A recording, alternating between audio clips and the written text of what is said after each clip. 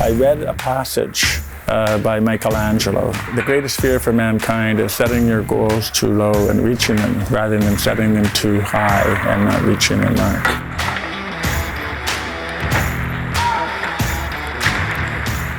My name is Jim Kyte. I'm the proud Honorary Colonel for the 76th Communication Regiment. Well, I played professional hockey for 17 years, including 13 in the National Hockey League. Pour augure de astra, through struggle to the stars, really resonates with me, simply because as a young man, or a young boy, I wanted to play in the National Hockey League, and like most young men in Canada, I wanted to play in the NHL. But I had a handicap. I'm orally deaf, so I have a 100 decibel loss, and I've had to do things differently. A quick example of when I played pro hockey. I went back for the puck. I understand that players with good hearing can hear skaters behind them. I didn't have that luxury. But what I did was I would look at the glass and see a mirror-like reflection to see if the player was off my right shoulder or my left shoulder. But that gave me an indication of which side I should turn with the puck. So all these little things that you come with, all the struggles that you have in your life, are very applicable to the Air Force. And the Air Force, it's always about problem solving. My career, my hockey career, was ended by a car accident. I was a victim of a car accident. I became brain injured, and a doctor said he would never clear me to play hockey again.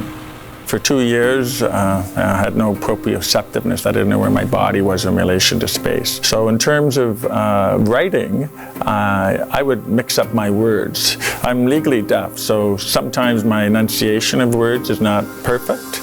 But with my concussion, it made it even worse. I started to write as a form of therapy. And the Ottawa Citizen found out, so I wrote a column for 4 years for the Ottawa Citizen. Writing was good because you could write something and you can take a pause and you can go back to it. So it was a great learning experience for me. And I was doing corporate public speaking, and the dean of the School of Business at Algonquin College heard me speak, and he had an idea of a new program in sport business management at Algonquin. So he gave me the opportunity to spearhead that program up. We got it launched, and I was hired by Algonquin College. I started with Algonquin College in 2002, and for the last 5 years, I've had the wonderful job of being the Dean of the School of Hospitality and Tourism. Lieutenant Colonel Crosby reached out to me asking me if I would consider being the inaugural Honorary Colonel for the regiment, and I didn't just say yes, I said, hell yes, of course I would. Yeah, so there's many parallels between professional sport or team sport and the military.